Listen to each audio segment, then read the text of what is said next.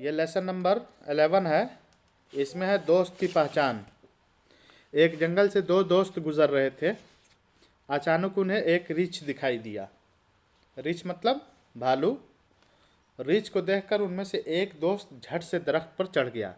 यानी जल्दी से एक दोस्त ने अपनी जान बचाने के लिए दरख्त पर चढ़कर अपनी जान बचाई और दरख्त की टहनियों में छुप कर बैठ गया।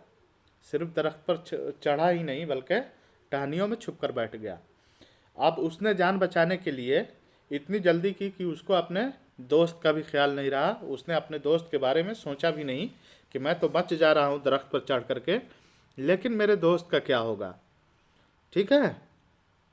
दूसरा दोस्त नीचे अकेला रह गया।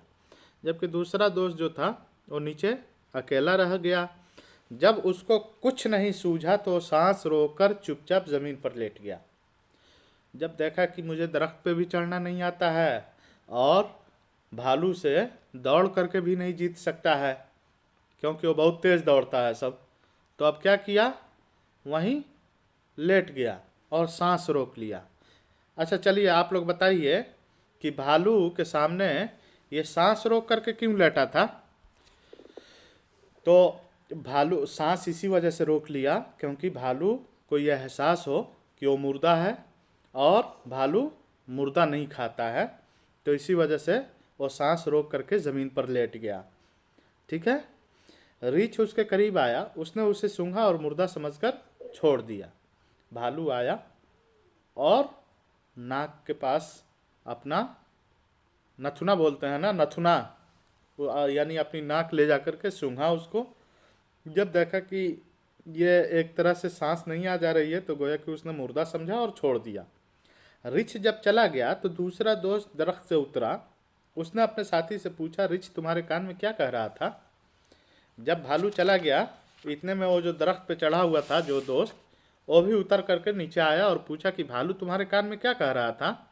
साथी ने कहा, रिछ ने ये कहा कि ऐसे आदमी से दोस्ती मत करो जो मुसीबत के वक्त काम ना आए और साथ छोड़ दे।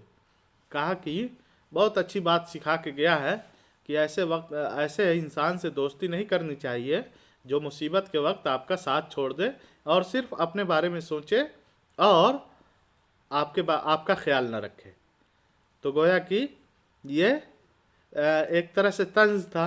भालू कुछ बोलेगा थोड़ी ना, लेकिन बस उसने एक तरह से तंज किया और एक तरह से अपनी नाराज़गी का इजहार किया कि तुम मुझे मुसीबत के वक्त छोड़ करके चले गए और अब जब मुसीबत टल गई है तो तुम मेरे पास आए हो, तो बेहतर यह है। तो उसने भालू पे रख करके ये बात कही थी। दोस्त ये सुनकर बहुत शर्माया। अब दूसरे दोस्त को जो दरख्त पे चढ़ गया था उसको रियलाइज़ हुआ, महसूस हुआ कि उसने गलती की है।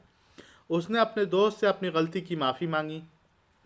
उससे कहा कि मैं अपने किए पर शर्मिंदा हूँ। क्या हूँ? अपने किए पर शर्मिंदा हूँ कि मुझे ऐसा नहीं करना चाहिए था और वादा करता हूँ अपने अंदर सुधार लाऊंगा।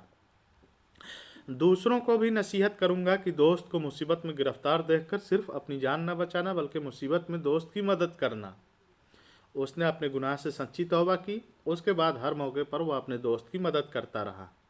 यकीनन सच्ची तौबा से हमारी इस्लाह मुमकिन है। सच्ची तौबा अगर कोई कर ले तो इंसान की इस्लाह हो सकती है।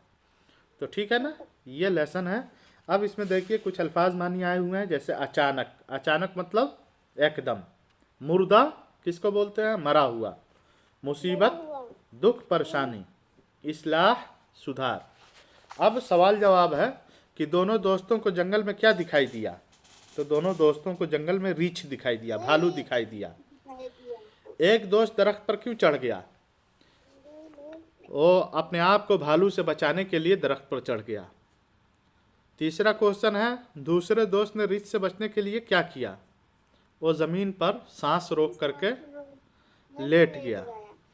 रीछ ने दूसरे दोस्त के कान में क्या कहा?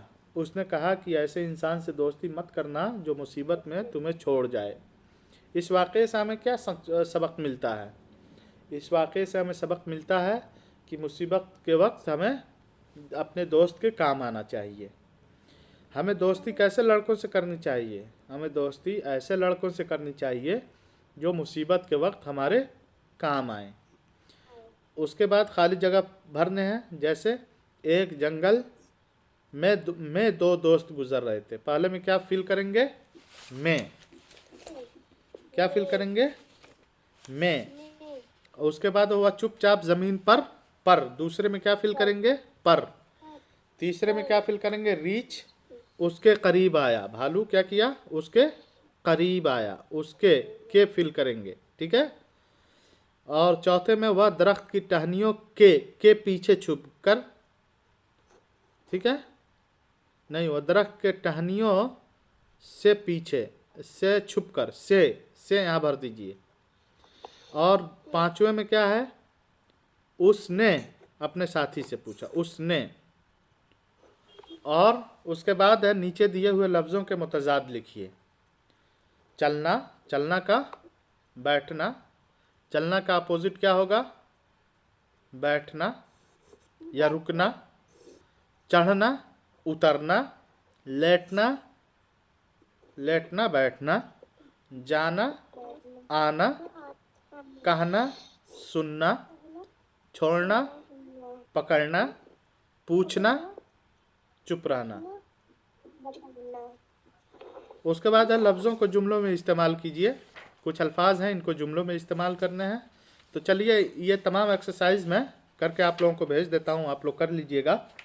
अभी आप लोग सूरह आज अल असर याद करेंगे, उसका ट्रांसलेशन याद करेंगे और ये लेसन फिर से एक बार रीड करेंगे, ठीक है? Okay sir. ठीक है, चलिए कल इंशाल्लाह फिर मिलते हैं।